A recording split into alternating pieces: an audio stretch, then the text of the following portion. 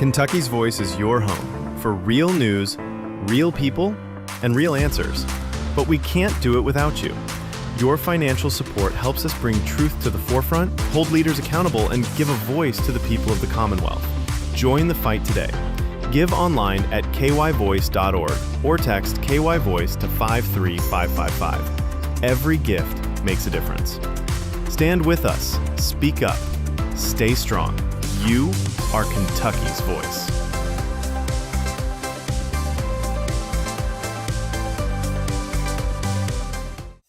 Are you ready to stand for truth? Kentucky is at a crossroads, and we need voices that won't back down. This is your moment to rise, speak up, and be part of a movement that's changing the narrative in the Commonwealth. Kentucky's Voice is calling on bold citizen journalists, fearless editors, and those unafraid to speak truth in the public square. Volunteer, intern, contribute. Scan the QR code or visit kyvoice.org to join the fight. This is more than media. This is your moment. You are Kentucky's voice.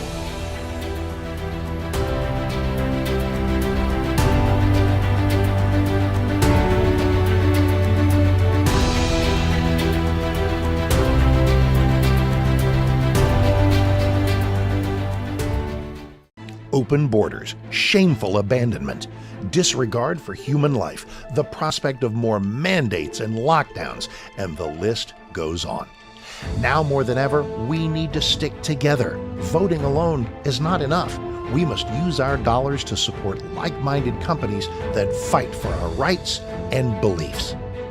Patriot Mobile is America's only Christian conservative wireless provider who shares your values. Last year, we gave more than $500,000 to conservative causes. With your support, we'll give more than $1.5 million this year. It's time to band together and support companies that truly love America and fight for our freedoms. Will you join us?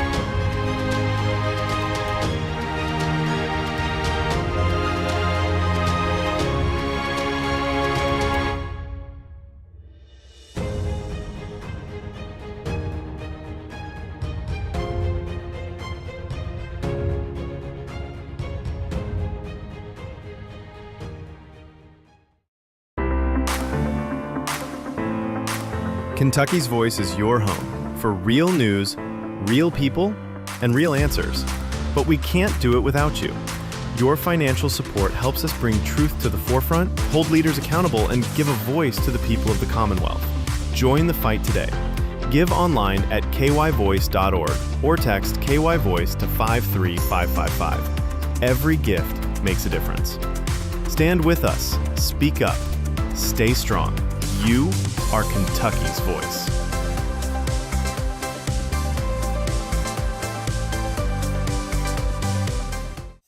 Are you ready to stand for truth? Kentucky is at a crossroads, and we need voices that won't back down. This is your moment to rise, speak up, and be part of a movement that's changing the narrative in the Commonwealth.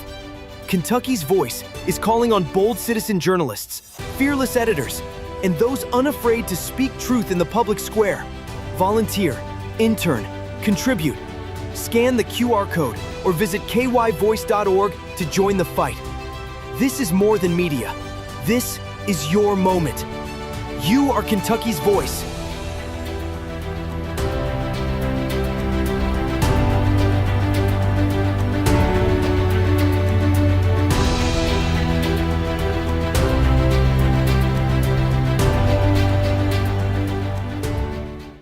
Open borders, shameful abandonment, disregard for human life, the prospect of more mandates and lockdowns, and the list goes on. Now more than ever, we need to stick together. Voting alone is not enough. We must use our dollars to support like-minded companies that fight for our rights and beliefs. Patriot Mobile is America's only Christian conservative wireless provider who shares your values. Last year, we gave more than $500,000 to conservative causes. With your support, we'll give more than $1.5 million this year. It's time to band together and support companies that truly love America and fight for our freedoms. Will you join us?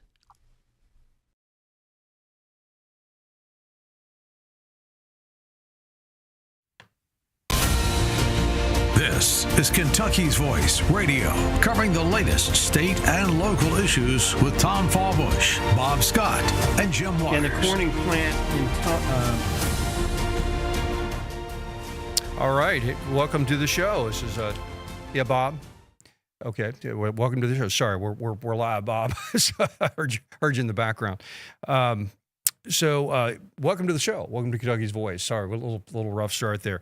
I'm your host today, Tom Fallbush, and we have a special guest today. You might know him. He is a well-known local conservative celebrity. His name is Bob Scott, and he is on the line with me right now. And Bob, can we hear you? There we go. Can we see you? There we go. Hello, Bob. Say something, Bob. Talk. You can't. Oh, hey, yeah, I can hear you now. I wasn't hearing a thing. There we go. Okay, there we go. Good to be here today. Okay, there we go.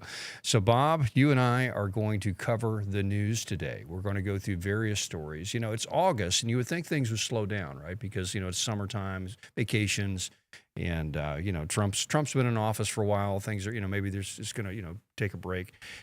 Congress is out on recess. No, there's a lot going on. There's too much. It's so much going on. We've just got to it's going to be a rapid fire run through of various stories today.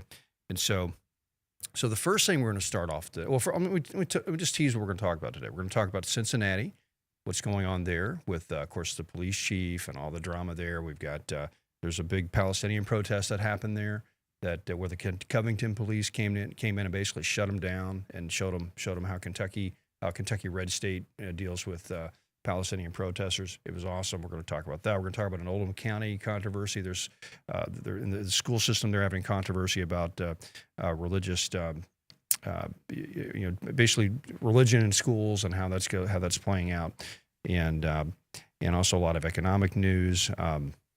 Maybe even Thomas Massey. We never really covered Thomas Massey enough about, why, the whole, should we vote for Thomas Massey or not? So we're going to get into that today. But let's go. First story, we want to talk about some economic news that's very cool. Thanks to the Trump tariffs, thanks to the new golden age of America here, we have a manufacturing plant moving to Kentucky.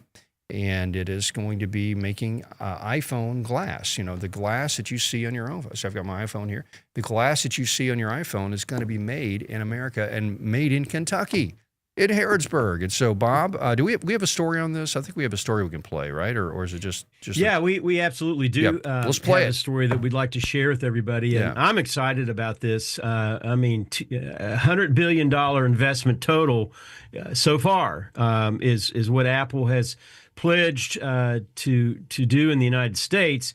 But guess what? Kentucky's going to get at least $2.5 billion of that. That's unbelievable. Awesome. That's just absolutely unbelievable. Make no bones about it. I know that some on the left and those with Trump derangement syndrome want to argue that he had nothing to do with it, but he had absolutely everything. And I'll say it again, Trump had everything to do with it. And you were talking about his tariffs and what that has caused. So this is the golden age that we now find ourselves in. And I'm just excited, what this is going to mean to our state. The local economies, obviously, going to be impacted in a very positive way. Lots of new jobs are going to be created. And in fact, if we have that video, Daniel, if you'd like to share that, that would be outstanding. Outstanding. Nope. Oh, is that not the right video? Okay, well, let's go ahead and play it. If it's not the right video, we'll... Okay, forget it. Well, let's go on to well, we'll play it. We'll play it here in a minute, later. Well, let me say this, Bob. One of the people that are one person that's going to take credit for this, and he shouldn't, is Andy Bashir. Yeah. Andy Bashir takes credit for everything positive economically that happens in the state, when in fact he votes for every policy. He votes against every policy that would have brought these factories and brought this economic expansion into Kentucky. And so, but he'll show up at the ribbon cutting. Hey, I'm Andy. Here's my big scissors. Look what I did. No, you didn't do a thing. It's the Republican legislature and the Republican Senate in this state who push pro-business, pro-growth policies that you vetoed constantly, Mr. Bashir. Yes. And if you'll notice the big announcement at the White House yesterday. I don't believe Governor Bashir's name was even mentioned, and again, and rightly so. This was something that Trump and his administration had negotiated. And just so I'm not sounding partisan political here, it was the Apple CEO himself that said it's because of what President Trump has done to with the tariffs and to make all of these things happen. It's solely the actions of the current administration and the President of the United States. That's it. That's exactly right. So Kentucky, we have a lot to be thankful for. Really, at the end of the day, America is setting itself up to be the manufacturing hub of the world, right? And it's not because of just the tariffs, right? The tariffs are important, because for far too long, American workers have had to compete with low-skilled labor around the world, and not just low-skilled labor. Policies by these countries that would purposely undercut our manufacturing base. And we put up with it. We tolerated it for 50 some years mainly because of the Cold War, right? Because we wanted a lot of these guys to be on our side against the Soviets, right? So it's okay. We'll give you real favorable trade deals. You can tariff us all you want, and we won't tariff you because we want to keep your economy going. So you won't turn commie. So you won't turn red on us, right? So and so that worked. But hey, the Cold War ended 30 years ago, right? So those policies gone. Okay, so Trump is coming in and he's doing a reckoning. He's doing an old school Western reckoning. So it is time to set things right. You're not going to screw us anymore. We're going to have a fair trade deal, and so that's going away. And then the low skilled labor problem, that's kind of going away too, because guess what's happening? China, they're not having babies anymore. Southeast Asia, they're not having as many babies anymore. And maybe India is, but the rest of the world, they're having less and less children, right? So now what's more important is automation and energy costs and AI. Well, guess where in the world we're the most efficient at creating energy? Where in the world does that happen?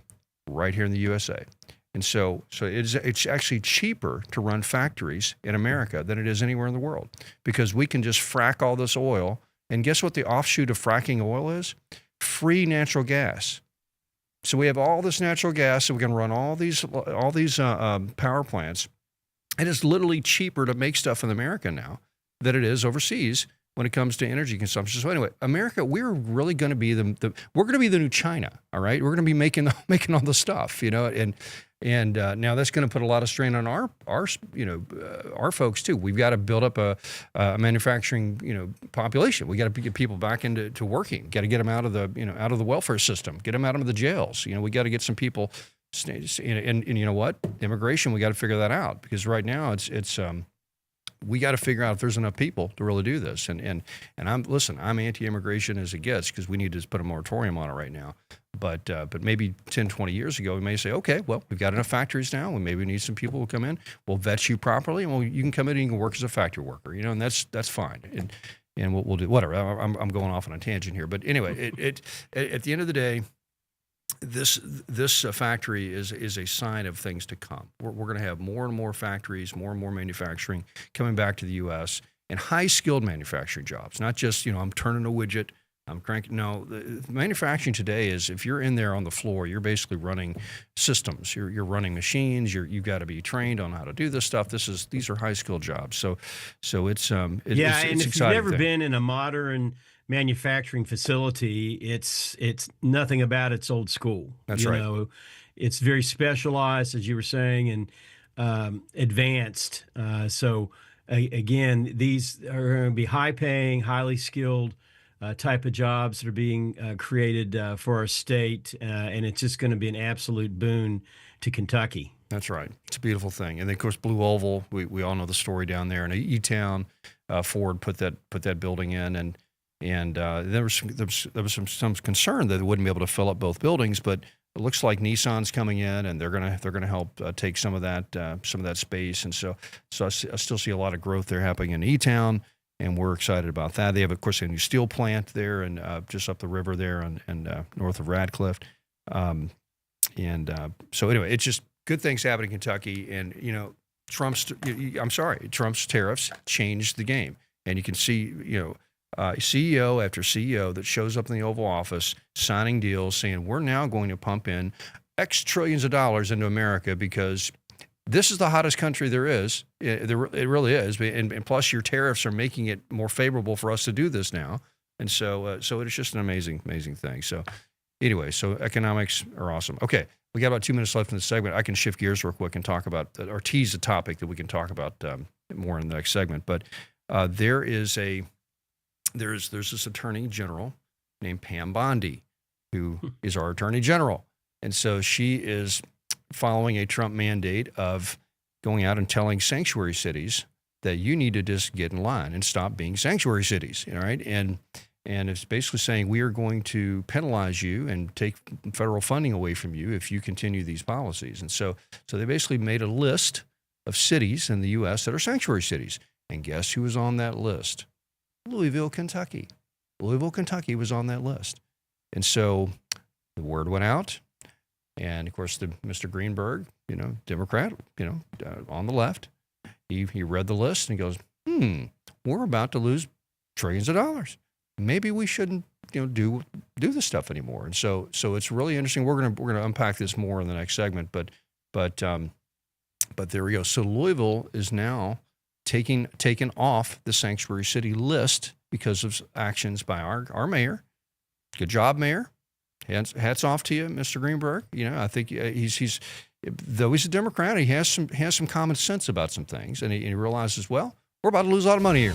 Let's not do this.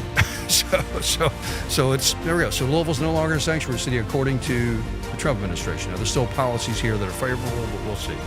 We'll be right back. We're going to unpack that more. Is Louisville a sanctuary city or not? According to the Trump administration, it is not. So we'll be right back with Bob Scott.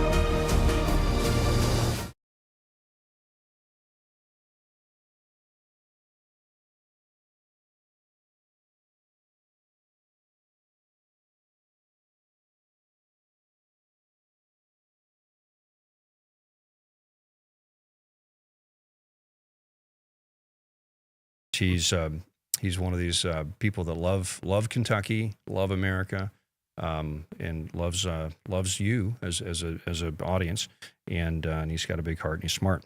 So, all right, and we're talking about Louisville no longer being a sanctuary city, and so that's according to the Trump administration. Pam Bondi, she threatened the city and said, "Listen, you're going to lose billions of federal funding, and if you don't abide by our wishes here." And so, of course, our city said, "Well, we're about to lose a lot of money. Maybe we shouldn't do that." So Mayor Greenberg just did the right thing and dropped some of these policies. But before we get into that video, we're going to play a story about that. Before we get into that, I want to remind you we have a text line where you can text us right now if you have any thoughts about the previous segment. The Apple, the glass. Being manufactured in Kentucky, a big new announcement here of factories moving into Harrodsburg. And, of course, we're talking about sanctuary city. So text us at 502-571-0970. And we appreciate any thoughts you have today on that. So, Bob, I'm going to play this DRB special. This is news today. Just we're officially taking off the sanctuary policy list. Here we go. From the Justice Department's list of sanctuary cities.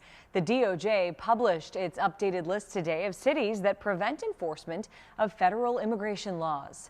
Last month, Mayor Greenberg agreed to make that change following a letter from the Justice Department threatening legal action for violating federal law. This means Louisville's jail will now have to give federal immigration officials 48 hours notice before releasing inmates who are living in the country illegally. I believe we will best protect our law-abiding immigrant community and our entire city by focusing the Trump administration's immigration enforcement actions on the few inmates in our jail who have been arrested for committing crimes and are subject to deportation. The Justice Department has filed several lawsuits against other sanctuary cities who it says are in violation of federal law. There we go. So we are now taking off this list. So, Mr. Mayor, smart move. And really all they're asking is for if you do lock up somebody and they're illegal, just to let ICE know that, hey, we've got an illegal in jail. And then, of course, ICE is going to come and they're going to deport them like they should, because they shouldn't be here. And Bob, the thing that really irked me about what he just said there, he said, I want our law-abiding, illegal or law-abiding immigrant community to know that we're just going to be enforcing, deportation orders for criminals that are locked up.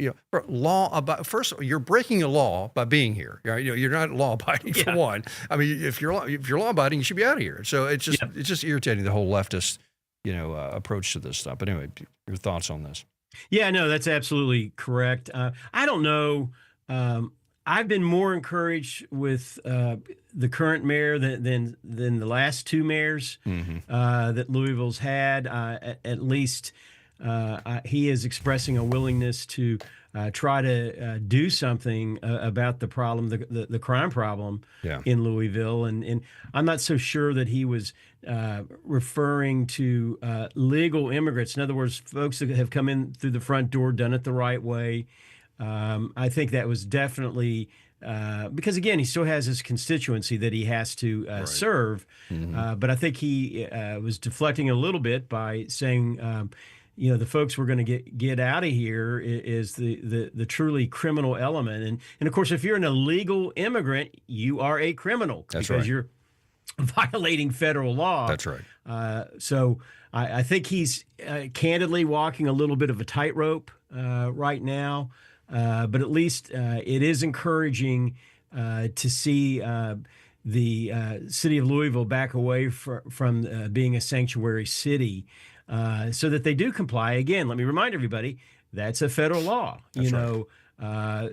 As far as the whole idea of sanctuary city being not a part of that, and that it is any city's responsibility to enforce federal law.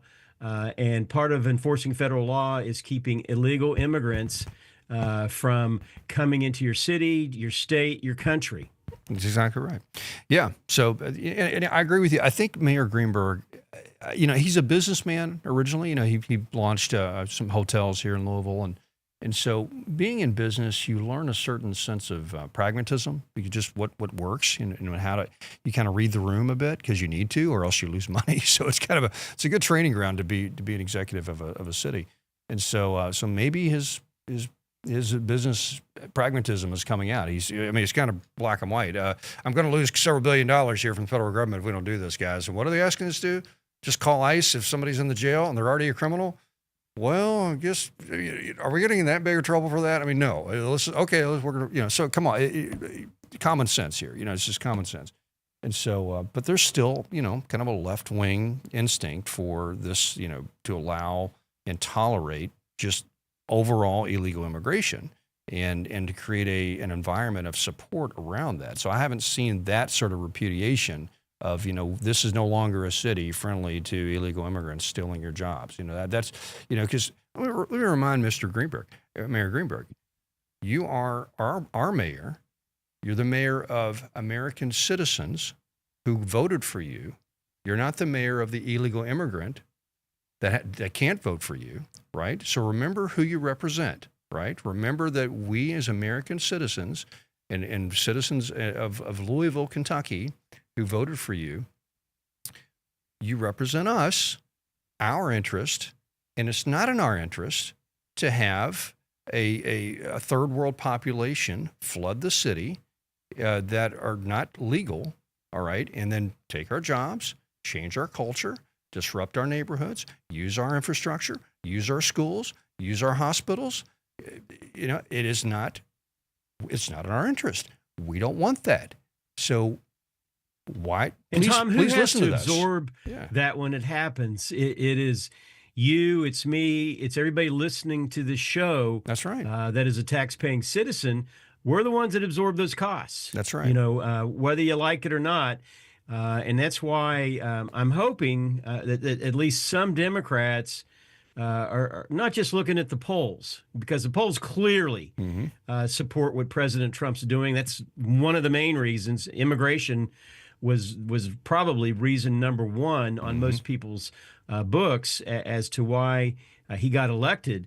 But hopefully it's just common sense. No nation, we were the only nation in the world that was opening up our front and back doors and saying, come on in. You can just come in and do whatever you want. We'll give you all the resources you need. We'll put you up in the finest hotels in the land and give you credit cards and money and make this as pleasant as we possibly can. Now, I will say, I think one of the main reasons, it wasn't out of the goodness of their hearts. The radical Democrats were doing this. It was because I do believe that they were trying to gerrymander, which they're throwing a fit now about what Texas is doing right now and fleeing out of state to gerrymandering states like Illinois and Maryland and places where gerrymandering was invented. That's right. And thinking that that's something that's okay because it's not. That's right. And now people are just trying to bring a balance and get things back to what America once was. And by the way, this isn't something new. President Barack Obama at one point was known as the deporter in chief. And I think during his presidency, he deported something like 5 million people. That's right. So this isn't something new. It's not a new concept. Exactly. It's equilibrium. And as you said, Tom, so perfectly, that's right. This is about protecting the United States of America and the working citizen. Yeah, exactly right. People that actually live here and created the country and built the country. And to your point, you made a great point there. We end up paying. It's the average person, the middle class person, the working class person.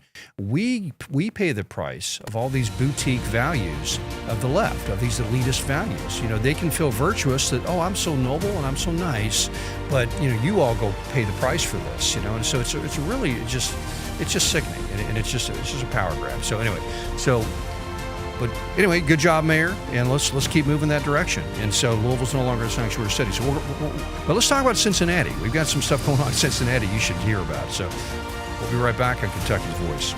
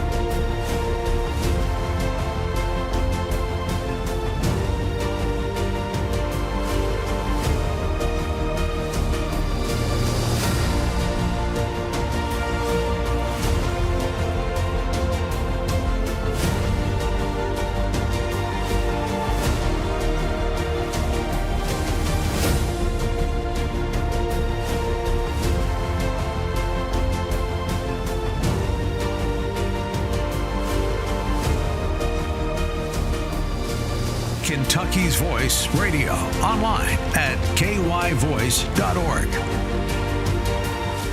All right, welcome back to Kentucky's Voice, and we are talking just various topics today. We're talking about the announcement of the iPhone glass manufacturing coming to Kentucky, which is exciting.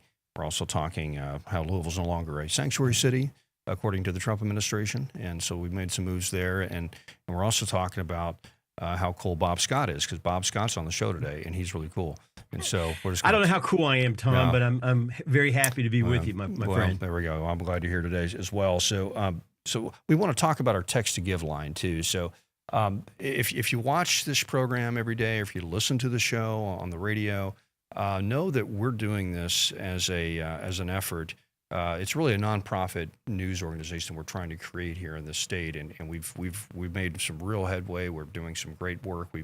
Last week we actually covered Fancy Farm. If you watched the program on Saturday, we did a 2-hour special of Fancy Farm coverage, and so we're trying to do our best to change the narrative in the state, because right now all the news media in the state is generally run by corporatist and kind of left of leaning organizations. So on the national level, you have things like Fox News, you've got things like Daily Wire or whatever, the Blaze, whatever. You got a lot of national coverage that's conservative that you can go, but from a state perspective, you really don't. And really what happens in your state and local level is more important to your everyday life than what happens in D.C. And so, but no one's telling you the story about what's happening. So we're stepping up and doing it, and we are literally stepping up. And Bob and I have invested a lot of our own time and money and energies and everything into this. And so we're asking you to help support this. At this point, there's not I'm going to study the economics of television. There's just not enough of an audience yet, right, to support this just from advertising alone. That's just the way TV works. You have to get a certain amount of audience before you can generate. Now, eventually it will, because we're going to have a full local newscast. We're going to be competing with all the other news stations. And like DRB just got bought up by Gray this week. And so now just another, Gray, just another big national broadcasting corporation that's, beholden to shareholders, which are going to, DEI and all this stuff. Well, not us. We're Which, local. interestingly enough, also owns Wave as well. That's right. In our marketplace. So you're going to have right. One entity, national entity, not local. That's right. That's going to own both. Yep, two TV stations, or at least two major broadcast stations in our market. That's right, and they'll probably have one newsroom with one editorial perspective, and it's going to be dictated by Gray Media, which is, who knows if they're left of center. Generally, they are. And so anyway, we're asking you to help us grow this, and we need some seed funding to help get there. And so if you want to text, get your phone out, text 53555. So 53555.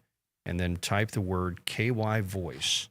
So KY Voice to, sorry if I'm dodging my head here. I'm looking around my camera to read this on the screen. KY Voice.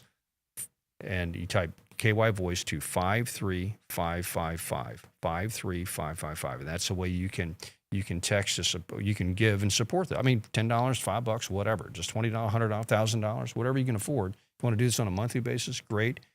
We would really appreciate that. If you give to political campaigns at all, if you ever wrote a check to Donald Trump, write us a check too. Give us 10% of that or something, because that money will go further in this effort to move the needle for conservative, MAGA, populist, traditional values in this state than some DC politician you're giving to, right? So just there we go. So just I'm incredibly excited, Tom. I got to just pile on a little bit what you're saying, because this is an opportunity that rarely comes along, and we are seeing the audience really starting to build. We started this a little over a year ago. Is when we did our initial launch. I think it was around July 31st of 2024, and we've slowly been adding on and doing things like you're talking about the Fancy Farm coverage, which I'll brag on it. I think our team did a phenomenal job on that, and really. Considering honestly limited resources, was able to go down there and cover that beautifully. And you, Jim, and I were in the studio, giving our commentary, and it turned out really absolutely excellent. And these are things, and again, I just want to say that anybody that's listening or watching, we do need your support. With this, we do have a big vision. We're casting a big net with regard to everything that we're going to be trying to do. with Kentucky's Voice. It's exciting, and you can get on the ground floor, That's of this. exactly So right. again, I'll say it one more time. Just text to Kentucky Voice at 53555. And it can be anything from $5 to $10, whatever you want to give. Would absolutely be appreciated. We love you. We believe in you. The conservative Christian in this state. We want to be that voice to represent you. So if you would, again, Kentucky Voice, 53555. That's it. Beautiful, but well said, Bob. So well said. Well, let's get into some news here. Yeah. Oh, well, last thought on that. We're also looking for volunteer journalists, right? You ever wanted to be into journalism? You ever wanted to do a story or do a documentary or do an investigative piece on some aspect of local politics or state politics or any kind of politics? Call us. Go to our website, kyvoice.org. There's a form on there where you can apply and become a citizen journalist. We'll put you on the show. You can go out. Absolutely. We'll show you how to do this. We'll show you how to actually go out and do stories. We'll give you equipment to use. We'll train you. And so we're looking for some activists, right? People that are really concerned about specific issues that can help shine light on these things. And very often a newsroom may not set out to be left wing, but just the people in the newsroom are left wing, but they're trying to be middle of the road in their coverage. But subconsciously, the stories that they're attracted to are going to be stories that advance their worldview, right? So just the stories that they pick are going to show their bias. And so they're not covering stuff that we would cover, right? Because they don't care about these issues, And so but you do. And so you can make a difference. You can actually be part of this and do this. And we're looking for journalists. We're looking for video And we editors. did get a text in, Tom. Yeah. I want to share Yeah, go this. for it. Yeah, go for it. In fact, the texter said, sorry, I missed your first segment, but I was wondering, did our illustrious governor have anything to say about the iPhone glass manufacturing company, that's now happening in Harrodsburg? I've been looking and I'm trying to find something, but I'm sure he has to say something. I mean, my goodness gracious, you're talking about a $2.5 billion. That's unbelievable. I mean, that's a huge amount of money that's pouring into our state. So I got to believe, and for those of you who didn't hear the first segment, Tom basically said, I'm sure he'll take credit for it, with regard to it. I want Kentucky to be successful. I don't care if it's a Republican or Democrat that's doing it. And if the governor can do anything to help expedite the success of Kentucky, then great. Yeah. Sadly, my personal opinion, I think he's been more concerned about issues that really most Kentuckians could care less about. Right. And it really has not been tuned in with the heartbeat of Kentucky. But this is an issue that I welcome any help that he can give to make that expansion. And by the way, the plant in Harrodsburg has been around for 65 years. It's not a brand new plant. Mm-hmm. And they were making about, I think, between 40 and 50% of the optics or the glass coverings for the iPhone. Didn't know this. They've been doing that for about 10, 15 years. Yeah. But now that's being doubled. Wow. More than double. It's going to be 100%. So basically every iPhone moving forward, and I'm not sure when that all is going to come to fruition, but every iPhone, Apple product that you purchase, the covering on it is going to be made in the good old USA, and even more importantly to us in Kentucky, made right here in Kentucky. That's right. That's awesome. How exciting is it? Yeah, it's brilliant. I love it. We're gonna blend in a little bluegrass into that glass or something. But to your point, the governor, he's sitting there, he's got these big scissors on the wall that he uses to do all the ribbon cutting. So he's going to pull them down. He's going to shine them up real good. I can't wait to cut the ribbon on this one. And so, that's what he's doing. He just takes credit for everything that the Republican legislature has made happen in the state, which is, they've brought forth pro-business policies in the state, so people want to show up here and do business, and he would vote against them, And of course, but he shouldn't get credit. Okay, we got about 3 minutes left in the segment. I'm going to go to Cincinnati real quick. We had some pretty interesting things happening there. Let me go to this video here. There is a protest that occurred. So the Palestinian, all these radical left wing folks want to team up with the Palestinian cause for some weird reason. And let me just go ahead and play this. Just switch to this, guys. I'm not going to play the audio, but I think they're cussing. But anyway, so this is the bridge going. This is the smaller bridge. I forgot what they call it, but it's the one that has these you can see through. It has that grid system. Goes from Cincinnati over to Covington. Sure, many of you have driven it before. And so these protesters were blocking the bridge. They were blocking it, right? And so, Palestinian waving the Palestinian flag in Cincinnati, Ohio. Okay. So this car goes, I'm not you're not blocking me. So they just drove on through, right? So all these protesters follow the car all the way over to the Covington side, and the Covington police, red county, red Kentucky, it's like, we're not putting up with this garbage. You can protest over there in your wacky danky, Cincinnati left wing city. But this is Covington, this is Kentucky. You don't come over here and do that stuff. And so they brought out the paintball guns, the riot shotguns, and the handcuffs, and started going to town on all these guys. And it was beautiful to see. It was just beautiful to see. So hats off to Covington police. This is how you handle radical left-wing protesters who want to shut down your cities, shut down your streets. You just lock them up and treat them how they want to be treated. And every one of these are just like these nice little liberal left-wing middle-class people that are, you wouldn't last a second in Gaza, right? They would have no respect for you. A lot of these people are LGBT, out there just waving their LGBT flag next to the Palestinian flag. You know how long you would last in Gaza? Hamas sees that rainbow flag. You know how long you'd be? I mean, just the idiocy. And Bob, it's just we got about a minute left, but just the idea of just the Muslim. Kentucky basically owns. Or it has oversight over the Ohio River all the way to the shore of Ohio. Good deal. So that bridge, obviously, where they were making these arrests and doing these things, all the way up to you get to cross into Ohio, is within the territory of Kentucky. So that's right.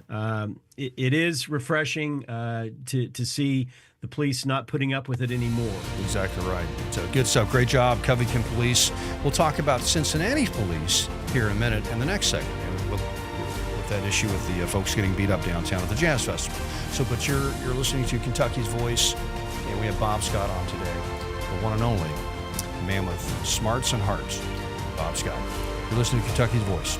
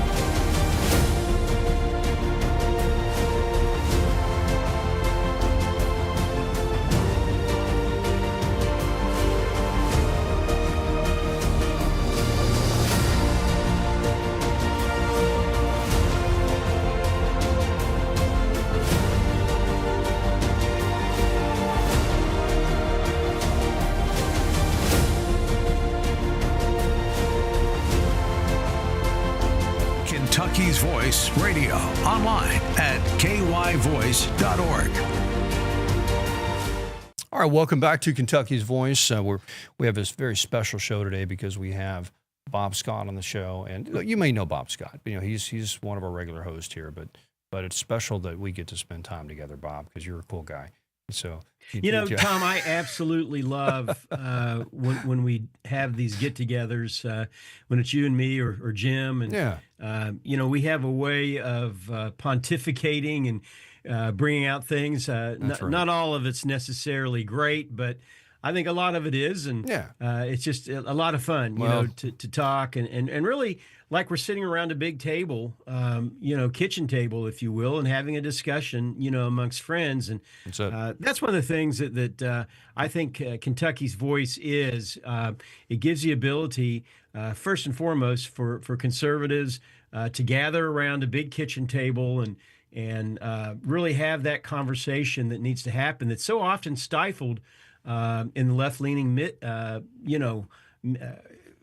journalism, if you will. Yeah. And this is an opportunity to get involved. And if you want to join the program, our phone number is, you still got time if you want to text a comment in. Our phone number is 502-571-0970. Again, that phone number is 502-571-0970. We would absolutely love to have you be a part of this conversation today. Yeah, wow, what a great way to segue into that text line. That was awesome. That was really good.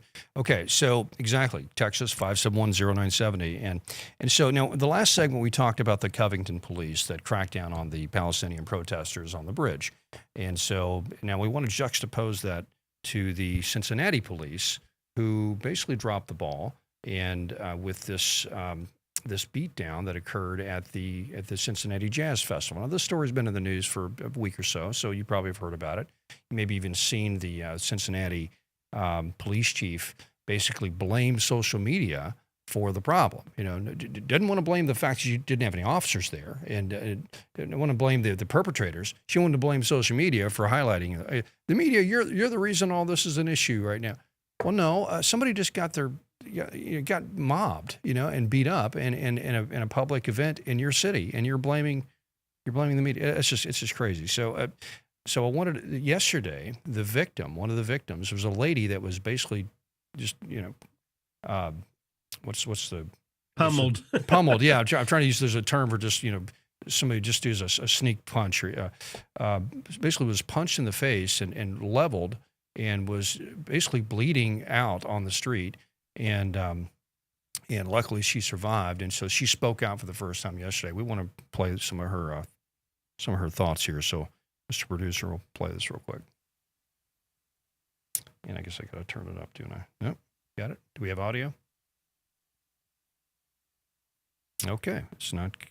Okay, for some reason it's not playing. Okay, well, she is basically saying that I thought I was going to die, and so I thought I was dead. My doctor said we were surprised that you actually survived this. And so, there we go. So it's, if you're watching on television, you can see her face. It's pretty bruised, pretty tore up. I would show you some of the beatdown footage, but it's just really depressing. And Tom, here's the deal. She was a mom of three kids, that was out just trying to enjoy a summer evening, in Cincinnati, at a jazz festival, and suddenly chaos erupted, and a lot of things were being thrown about, and but you cannot justify on any planet what happened there, and the brutality. Where the swarming did happen and the beatdown did happen. And she, of course, in that video looks a lot better. She's healed miraculously from where she was at, but she still looks rough. Yeah. But when she first got attacked, she had been put through the ringer. Now she's dealing with a lot of, PTSD as a result of that attack. And she said that it's going to take a while for her to walk through that. Of course, she rightfully has lawyered up, and I think Cincinnati is going to find itself in a boat that it doesn't want to find itself with regard to, at the end of the day, a settlement, I think, will be coming her way and the other. And the bottom line is, why was there not enough with the problems? Really, any big city, you can make that Right. argument. Any big city that's especially run by Democrats, right. We see it here in Louisville, sadly. That's right. Situations like this that'll spring out, and this needs to come to an end, folks. We're better than this as a nation and as a people. Yeah. This has got to come to an end. And again, if you have any thoughts about this, we'd love to hear from you. We also, you see a donation screen that's just come up. If you'd like to give to Kentucky's Voice, we're here being your voice. In this area, we have plans. Tom and I have been talking about it. We want to take this statewide. That's will be our next phase in this process. But if you'd like to give and support Kentucky's Voice, you can do so by texting at KY Voice 53555. Again, KY Voice 53555. We'd like to have you be a part of the team. Yeah. Well, thanks for saying that, Bob. And you're right. It basically is a Democrat-run city problem. And so the question that the average person needs to ask themselves, if I live in a Democrat-run city who's easy on crime, should I be going downtown for events like this? You know, if they're not going to police it properly or enforce this sort of stuff properly, is it creating a precedent in the criminal element of the city to think that they have a free hand, that they run the streets, and so I think that's a real concern, and that's why you saw what you saw after the 2020 riots here in Louisville, the Breonna Taylor riots. Downtown pretty much emptied out. I mean, you've got about half of the office space empty right now in downtown Louisville. If you don't drive down, just drive around downtown Louisville. Look at all the For Lease signs. I did it last weekend. It's like, goodness, every other building, For Lease, For Lease. Why is that? When we had in the 90s and the 2000s, we had this urban revival, this renewal of our cities from all over the country, and then in flip of a switch, all these left-wing woke policies just blew up our cities, and so we've got to reverse that. We're much better than that, Bob. Like you said, we're much better as a culture, and also there's a lot of criticism, and it's a delicate subject. There's a lot of criticism of this sort of mobbing sort of mentality that can go on within crowds of African Americans. Yeah, I said it. And that's a little bit delicate, but that does happen. I always hate to run in that direction. I do too. It does happen. I mean, it's a statistical thing. But that's the conversation. That you see. That's right. Fortunately, I have a ton of friends that are African Americans, and so do I. They abhor this as much as you and I do. That's right. But that's the conversation right now. That is delicate. Sadly, I think it's just the way that a lot of people, it's not just African Americans, but usually in big city situations, that's what ends up happening. Yeah. Where you do get this mob mentality, and I think it starts at home. That's right. I'll say it. Right. I think it's the way they're being raised a lot of times in fatherless homes. That's it. Without any direction. And consequently, they're learning all the bad things, in that situation. And I love Louisville. I came to this market probably going on 25 years ago, and just to see what's been happening as far as deterioration of our city is absolutely sad, and really it's disgusting, And I had some friends. Final point. I had some friends that are police officers that have basically either retired, and I'm talking about Louisville police officers, or moved on to other departments outside of the city because, and I suspect that's the same thing that's happening in Cincinnati. Is a lot of the really good cops are not being backed and going out to what they feel are more safer. Yeah, because they got families too, and that's people right. to go home to as well. It's not just. They're there to enforce and be an iron hand. They're not. They're normal people like you and me, black and white and red and yellow. They're all working hard to protect our city. And if they don't feel like they're being backed, they're going to move and put themselves in a little bit more of a safer, better situation. And I've been told that. Exactly right. So it's not something I'm just pontificating on. No, you see and making up. And I just had another text that came in, and they said, and don't forget, you have the councilwoman, and this is a good point. Thank you for texting this. You have that councilwoman in Cincinnati who said Those people deserved the beatdown they got. That's right. I'd sure like that here, I'd like to hear an explanation of why she said that. Yeah, and why she still has her job. Is that's correct? That's just Yes. ridiculous. Yeah, and so well said, Bob. A lot of this is a cultural issue that all starts at home, and unfortunately, there's a lot of finger pointing at the African American community as a whole. And now, is that fair or not? But there seems to be a large segment of folks that in these situations are, there's something about the culture there that is encouraging this sort of behavior, and it needs to be talked about. Excuse me, it needs to be talked about. Well, let me say this real quick. This will be my final comment. Yeah, go ahead. Because I know we're running out of time, but that's why Trump is looking at federalizing D.C. the government in Washington, D.C., because of the attacks that just happened there against a former Doge employee. He got beat down because he was trying to defend somebody that apparently was being carjacked. And a lot of these people that are doing this, they're perpetuating this, or guess what? They're 15, 16, 17-year-olds. Fatherless kids. Getting a little slap on the hand and saying, it's okay, honey, just don't go do it again. Right, exactly. And so I don't know. I think maybe we're at this point, Bob, where, we've had this woke moment of this, identitarian sort of, we look at everybody by race, and this whole Black Lives Matter thing. Maybe the reaction to that is, hey, maybe we can really honestly have an honest discussion about race. The left always talks about this, like, hey, you're just afraid to talk about race. Well, maybe now we are going to talk about race. So let's talk about it in a real way. Let's talk about culture. It's not race, it's culture, and it's how you raise your kids. And Black Americans didn't have these problems 60, 70 years ago, right? They had intact homes, and they're probably the most well-behaved segment of society when it comes to criminality, believe it or not. I mean, it was. So something's changed in the culture, and specifically in that area, and not to beat up on African Americans. I mean, I'm just saying, but the rest of the culture is like, come on, what's going on here?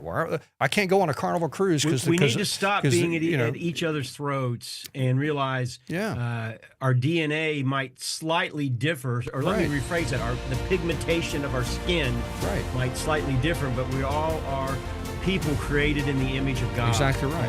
And he loves and we all have a heart of sin that needs to be dealt with. No exception. Yeah, they all have a heart of sin that needs to be dealt with. So anyway, love everybody, and I love watching the show, and thanks for watching. Bob, thanks for being on the show today. You're awesome. And we will see you tomorrow on Kentucky Voice.